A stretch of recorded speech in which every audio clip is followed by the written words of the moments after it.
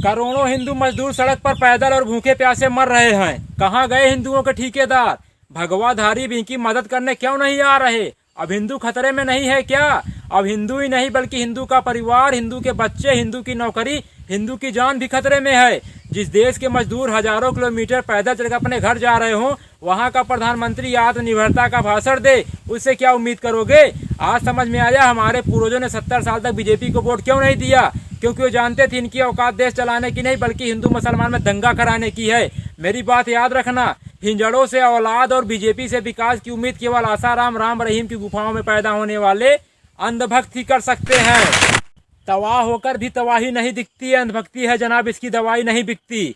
धर्म को धंधे में मिला दिया जाए तो बड़ा फायदा है। किसान 50 रुपए लीटर गाय का दूध नहीं बेच पाता, रामदेव 90 रुपए लीटर गाय का मूत्र बेच लेता है। जिनको लगता है भाजपा समारोह की पार्टी है, सही है, क्योंकि सड़कों पर भूखे प्यासे रोते बिलखते मजदूर 90% दलित पिछड़े हैं। यही उनका मदद न मिल पाने का सबसे बड़ा कारण है। एक बात याद रखना, चाहे 16 मजदूर मरे, चाहे 16,000 मजदूर मरे, सरकार पर कोई प्रभाव नहीं पड़ेगा, क्योंकि सरकार पूंजीपतियों की है, गरीबों की नहीं। बटन दबाकर उंगली में स्याही देखकर खुश होना ही लोकतंत्र नहीं है। अपने अधिकार के लिए सरकार को उंगली दिखाकर सवाल पूछना भी एक लोकतंत्र है।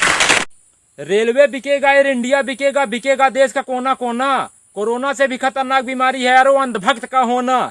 हिंदुस्तान में धर्म के नाम पर खून सबका खोल जाता है। बात जब गरीब, किसान, बेरोजगार, मजदूर की होती है तो सबका खून पानी बन जाता है।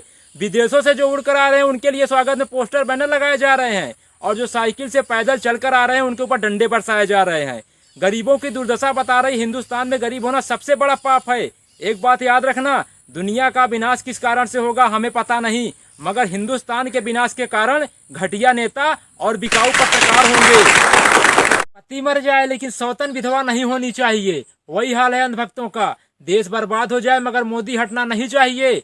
हमारा देश बदल रहा है, बुलेट ट्रेन की जगह मजदूर पटरी पर चल रहा है। जब वो जिंदा थे तो 2 रोटी तक देने की सरकार की औकात नहीं, आज मरने के बाद 5 लाख का मुआवजा कौन खाएगा? घर से निकले थे सपना पूरा करने के लिए, किसको पता था घर जाना भी सपना बन जाएगा। जब गरीब मजदूरों को पैदल सड़क हादसों में कुचल कर मरना ही है तो पीएम केयर फंड में मिला दान किस काम का? जो सरकार गरीब मजदूरों को घर तक पहुंचाने का ट्रेन का किराया तक ना दे सकी, वो 20 लाख करोड़ का पैकेज क्या देगी? एक बात याद रखना, बिखरेंगे जमी पर तो रमक छोड़ जाएंगे, बिखरेंगे जमी पर तो रमक छोड़ जाएंगे। गरीब है तो क्या हुआ, मरने के बाद भी गरीबी वाली महक छोड़ जाएंगे।